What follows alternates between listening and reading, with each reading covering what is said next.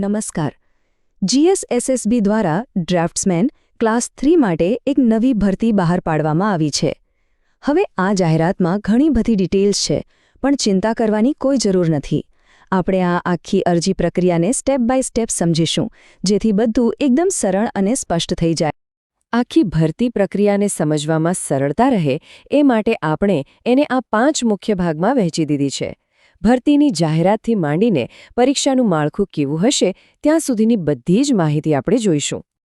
તો ચાલો આપણે શરૂઆત કરીએ અને સૌથી પહેલાં આ નવી સરકારી તકની જે બેઝિક વિગતો છે એના પર એક નજર નાખીએ. તો જો ગુજરાત માર્ગ અને મકાન વિભાગમાં ડ્રાફ્ટ્સમેન ક્લાસ 3 માટે ટોટલ 52 જગ્યાઓ પર સીધી ભરતી થવાની છે. અને હા, આ ભરતી સ્પર્ધાત્મક પરીક્ષા દ્વારા થશે. અરજી કરવાની તારીખો ખાસ નોંધી લેજો. 16 જાન્યુઆરી 2024થી ફોર્મ ભરવાના શરૂ થશે અને છેલ્લી તારીખ છે 30 જાન્યુઆરી 2024. અને યાદ રાખજો, અરજી ફક્ત અને ફક્ત ojas.gujarat.gov.in પર ઓનલાઈન જ કરવાની છે. ચાલો હવે સૌથી અગત્યના સવાલ પર આવીએ. આ પદ માટે કોણ અરજી કરી શકે છે? આ માટેના જે માપદંડો છે એને આપણે ધ્યાનથી સમજી લઈએ. સૌથી પહેલાં વાત કરીએ ઉંમરની. મૂળભૂત વયમર્યાદા 18થી 33 વર્ષની રાખવામાં આવી છે અને આ ઉંમરની ગણતરી અરજી કરવાની છેલ્લી તારીખના હિસાબે થશે. હવે વાત કરીએ શૈક્ષણિક લાયકાતની, તો એ ખૂબ જ ચોક્કસ છે.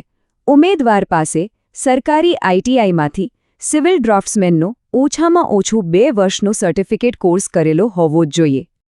અને હા, આ શૈક્ષણિક લાયકાતની સાથે સાથે કમ્પ્યુટરનું બેઝિક નોલેજ અને ગુજરાતી અથવા હિન્દી ભાષાનું પૂરતું જ્ઞાન હોવું પણ ફરજિયાત છે.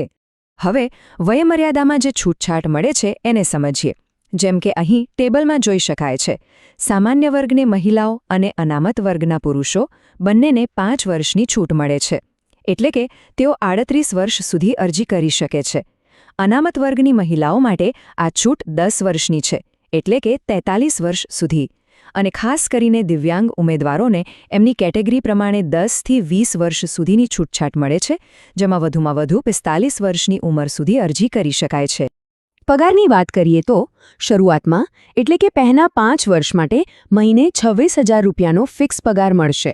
અને આ 5 વર્ષની સેવા સંતોષકારક રીતે પૂરી થયા પછી 7મા પગાર પંચ મુજબ લેવલ 2ના 19,900થી 63,200 વાળા રેગ્યુલર પે સ્કેલમાં કાયમી નિમણૂક મળશે.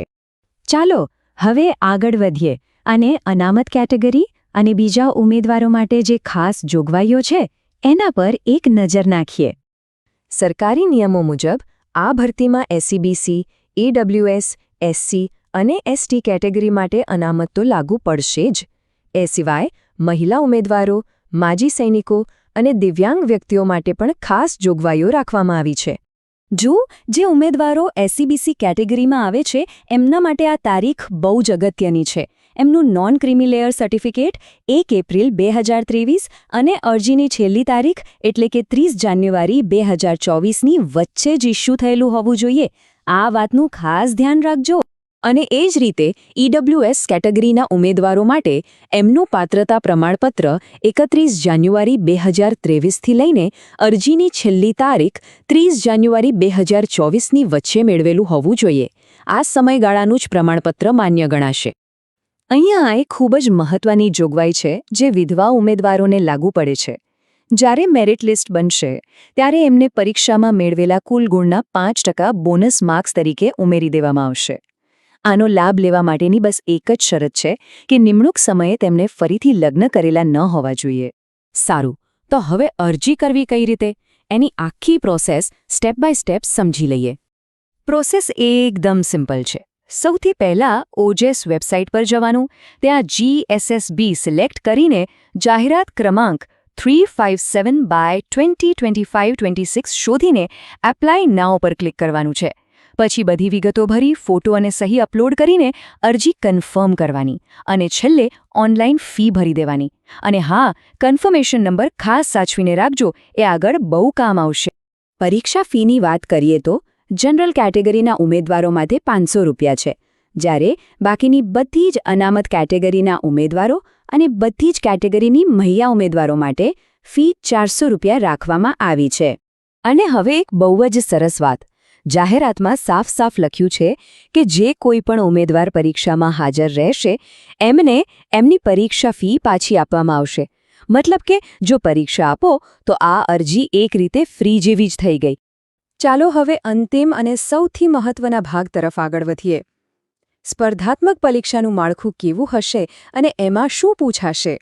પરીક્ષાના પેપરને 2 ભાગમાં વહેંચવામાં આવ્યું છે. ભાગ એ છે સામાન્ય અભ્યાસનો, જે 90 ગુણનો છે, જ્યારે ભાગ બી જે છે એ ટેકનિકલ વિષય પર આધારિત છે અને એના પૂરા 120 ગુણ છે. આના પરથી જ ખ્યાલ આવે કે ટેકનિકલ જ્ઞાન પર કેટલો ભાર મૂકવામાં આવ્યો છે. જો થોડું ડિટેલમાં જોઈએ તો ભાગ એમાં રીઝનિંગ, ડેટા ઇન્ટરપ્રિટેશન, ગણિત, બંધારણ, કરંટ અફેર્સ અને કોમ્પ્રિહેન્શન જેવા વિષયોનો સમાવેશ થાય છે. જ્યારે ભાગ બી સંપૂર્ણપણે સિવિલ ડ્રાફ્ટ્સમેનના ટેકનિકલ જ્ઞાન પર આધારિત હશે. બંને ભાગ માટે સંયુક્ત રીતે 3 કલાક એટલે કે 180 મિનિટનો સમય મળશે. અને આ વાત પર ખાસ ધ્યાન આપજો. પરીક્ષામાં નેગેટિવ માર્કિંગ છે. દરેક ખોટા જવાબ માટે 0.25 ગુણ કાપવામાં આવશે. એનો મતલબ કે 4 ખોટા જવાબ પર 1 સાચા જવાબનો ગુણ જતો રહેશે.